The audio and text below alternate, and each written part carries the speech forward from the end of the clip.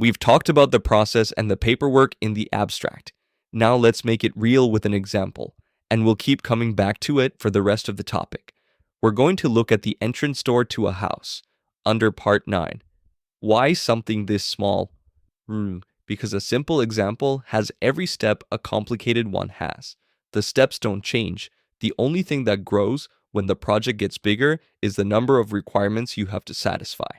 So if you understand the door, you understand the whole machine. Start with what the code asks for. Around Article 9.7.2.1, the code says a door has to be provided at each entrance to a dwelling unit. Fair enough. Then it says the main entrance door has to have one of three things: a door viewer, or transparent glazing in the door, or a side light beside it. The reason is simple. You should be able to see who's standing outside before you open up. A little peephole, a pane of glass, or a narrow window next to the door all get you there. But that one sentence is just the start of the list. Keep reading, and there's more about windows, doors, and skylights. There's a distinction between manufactured doors and site-built ones, and that distinction can bite you. So, if your bright idea is some imported door with no Canadian standard behind it, nobody can certify it conforms, and you may be out of luck before you start. Then there's a separate section on resistance to forced entry. That one runs about half a page on its own, and it's detailed. It covers the type of door, the materials, the hinges, whether you can see out, the deadbolt, even the metal plate that protects the bolt and the latch so nobody can pry them open easily. And on top of all that, there are requirements for how the door is installed. So the code isn't only thinking about one thing. For an entrance door, it's protecting a whole set of concerns: resistance to forced entry, the height and width of the door, protection of the structure, and components from weathering and condensation, protection of indoor air quality, and protection from unsanitary conditions.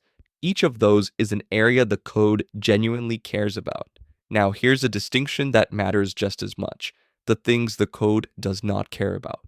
Privacy, convenience, appearance. The code doesn't regulate any of them. And there's a nice irony in that glass and those sidelights.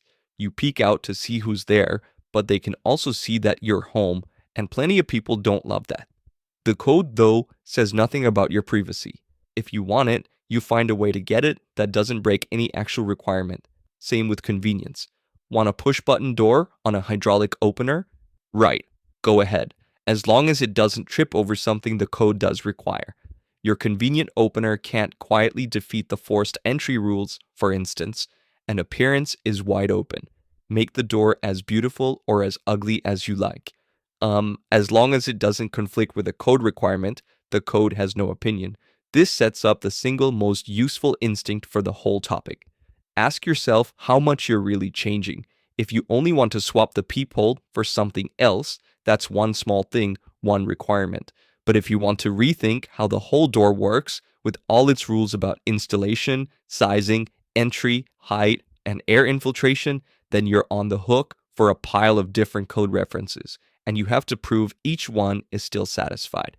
So the code, depending on what you touch, points you at exactly which areas of performance you have to evaluate. The natural next question is, how does it point you there? Through objectives and functional statements gathered in something called the attribution table. That's where we go next.